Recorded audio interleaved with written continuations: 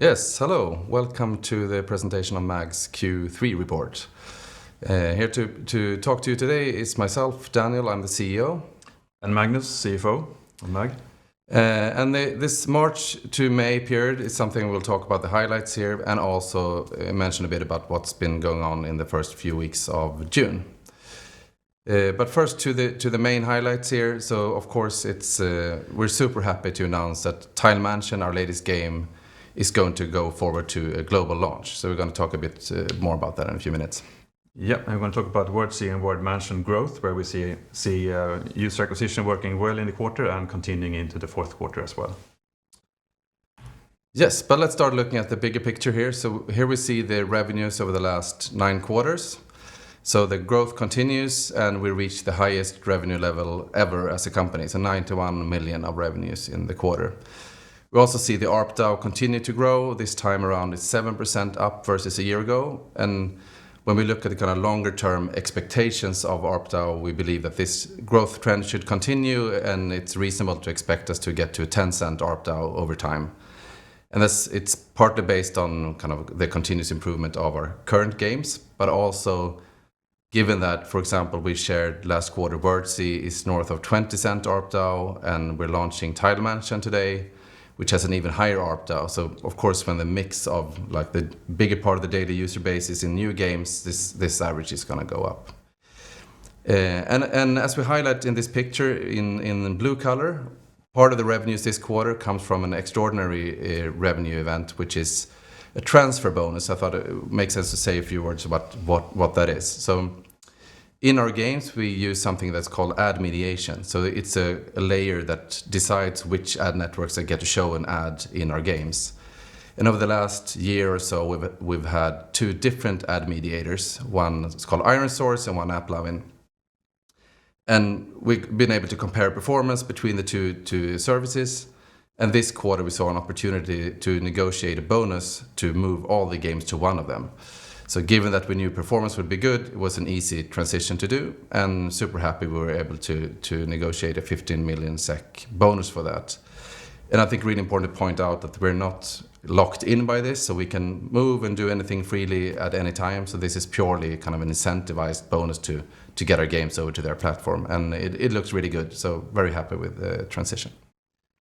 Yeah, and we also note in the report that we have in the comparison quarter, so the third quarter of last year, we had a really strong quarter for Word Mansion with high volumes of user acquisition and also revenues. And since then, we also have a boost from the US dollar exchange rate development in the last year. And all in all, we land 6% down on adjusted level year over year for revenues. Okay, so we have a look at our audience KPIs with daily actives and monthly actives and user acquisition, where we have the dailies and monthly down year over year, while the user acquisition is relatively flat with a slight decline compared to last year. But to understand the development here, we need to look at it on a sequential basis because we have different developments like in the quarters between the current quarter and the comparison quarter. So we're starting out with user base here, where we see a fairly flat daily active user base between fourth quarter of last year until now. And if we look under the hood of these the current user base, we see that 70% of the currently active users were also active a year ago or more. So that's a testament to the stability of our user base and also to the sort of longevity of the retention in our games, which is a strength in our portfolio and something it's always been a focus for us. Yeah. Well, exactly. And for user acquisition, a slightly different story here, where we had a higher level in the comparison quarter and also in this quarter, and in between we had a couple of quarters of lower levels of user acquisition continuously. We also note that a lot of the volume in this quarter came in towards the end of the quarter, so in May. That affects also the development of the user base and revenues, and we see continuing high levels into the fourth quarter right now. So looking at sales and ARPDAU and contribution, as we saw previously, net sales in at a record level 91 million SEK, while the adjusted is at 76. so slightly down from last year. ARPDAU is up a little bit from last year at 5.8 US cents. And we see a relatively stable sort of portfolio broad performance with small differences, where QuizDuel is pulling the weight to improve ARPDAU year over year again, as we have seen also in previous quarters. Contribution is at historically high levels, despite push down from the sort of high levels of user acquisition.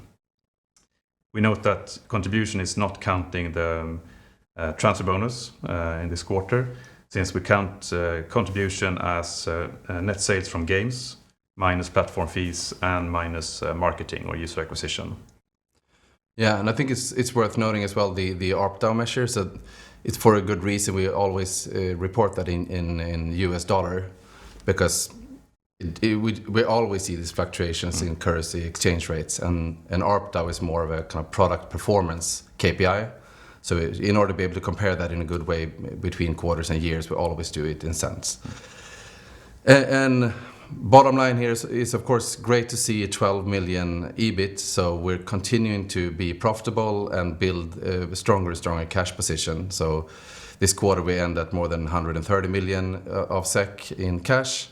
I think it's great given the current environment to have a lot of money available to us, and both in terms of the user acquisition is ramping up now, and you don't need to be kind of guarding the cash position or being nervous for cash flow reasons.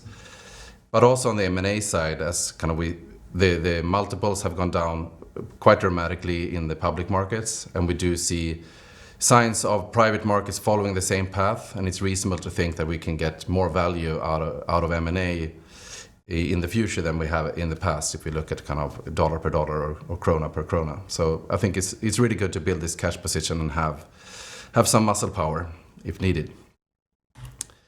Here again we're looking at revenue development, but with the EBITDA margin. I think the importance of this picture is really to show what happens. We have the adjusted margin here to kind of discount the transfer bonus, to show that it does lower the EBIT and EBITDA levels when you accelerate user acquisition. And as you mentioned, especially when you do it kind of late quarter, then you don't get to see much of that revenue. You just see the full cost.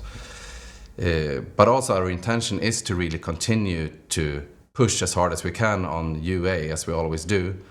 And when we see openings in the market and it works well for our games, we're going to continue to push. And if we are able to do that, we should all expect to have lower EBITDA levels for a while until kind of revenue catches up and surpasses.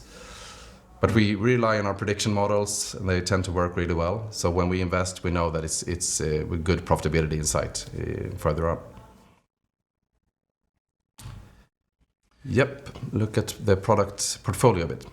Yeah, and we have a little bit of new detail here and granularity on the net sales between the different categories of products, where we, for example, see live ops at a 25 million SEK contribution to the net sales in the quarter.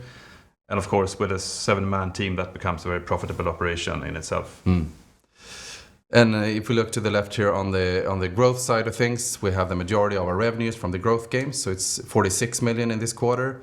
And the biggest drivers here are, of course, QuizDuel and Wordsea. There's also the games where we have the biggest teams. We have a lot of events and a lot of activities going on. So if you play those games, you really feel that there's a lot of stuff coming for the players, and that's how we drive player engagement and pushing ARPDAU and LTV up and so on. So there's a lot of good stuff happening there.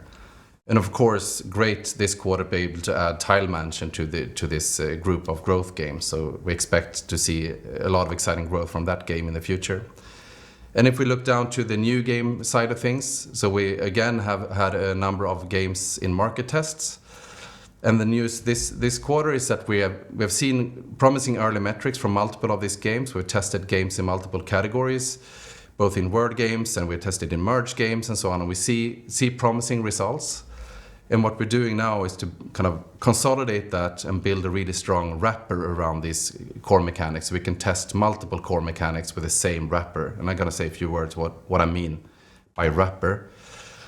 So this is basically everything that's not the core game mechanic. So if you played some casual games over the last few years, quite a few of them have these elements. You have a meta game that could be about building a world or renovating something, like a progression that's very visual, but also with characters that you can interact with and some kind of narrative in the game that makes you interested. And if you take a look at the kind of the top 100 grossing chart in the US, like the games that make most in-app revenue in the US, all the newcomers in the casual puzzle categories over the last 3-4 years have had a renovation metagame. So it makes sense for us to make sure we can also deliver on that.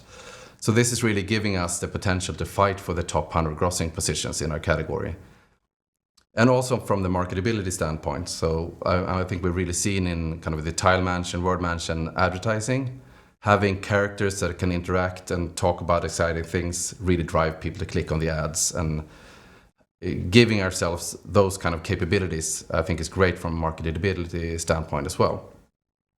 And finally, why we do this as kind of a consolidated effort. So we build a tool that can make these kind of games in a very efficient way. That's because we believe in having small teams. It's a big part of the MAG culture to have small autonomous teams that can move quickly.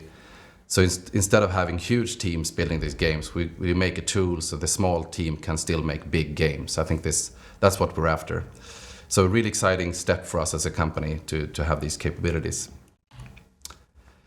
So recapping a bit of stuff that's happened in the game. So again, if you play Wordsea, for example, you see that the pace of new events has really gone up. So the team's delivering a lot of really exciting events for the players.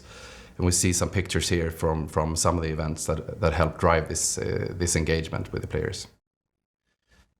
Yeah, and there can be, several reasons why UA marketing levels go up, but having a good game performance certainly helps, together with creatives and market dynamics as well. But improving Wordsea has helped us sort of improving the volumes in the marketing areas. For sure. And then, of course, we want to acknowledge this great announcement. So getting Tile Mansion out globally is a huge deal for us. So we've had this in soft launch since we announced it in April that we're going into soft launch. And we've seen really strong player engagement in terms of daily play time, and also the highest ARPDAU of any game we have in the portfolio. So these signs together made it clear that we should take this game out to a global market. And we're going to do this kind of in a staggered approach. So this week we're opening up all the English-speaking markets. We'll also go from Android only to Android and iOS. And then over the next few weeks and months, we're going to localize and add more markets and add more content and ramp up UA and so on. So this week is a starting point of what will kind of expand to a global market over time. So super exciting. And finally, just recalling kind of which are the growth engines for us as a company. So this is kind of what we always go back to. Are we focusing on the right areas? And they're basically these three things. So expand the portfolio, and this could be either through organic development, like now in Tile Mansion, a game we developed together with Apprope over the last months. We see really good collaboration between different teams and make the best out of this game. Or inorganic in terms of M&A. So always looking at new interesting games out in the market and talking to studios, see something that could be a good fit for MAG. Yeah, and increased UA for live games, of course. That means always improving the performance of games, better ARPDAU, better retention, work with our creatives, and trying to capture opportunities in the market to do as much UA as we ever can. Yeah. And the shortest path to increase revenue and increase profitability is, of course, like just improving the games that our players are already playing. So there's less connection to how much volume of UA do we see right now, what are CPI costs and so on. This is, as we saw, 70% of the DEUs are more than a year old in the game. So they're already there and love the game. So this is what most of people do here in terms of trying to service the players and get more engaging stuff in the hands of the players. And that boosts the LTV over time. So that's a super important part of our growth strategy. So wrapping up, we are focusing now on taking Tile Mansion to a global audience, scaling up UA, and working on this new game wrapper that will make the market tests we've done earlier in the quarter, give them a really good platform to get out to a global market. Yeah, and I think with that we're moving on to see if we have any questions from people who view this live. And after we're done with that part of this session, we will let you answer or ask any questions you want on Twitter during the day, as we usually do. So feel free to do that, and we will get back to everyone online with those questions. See what we have here. Which is the first one here?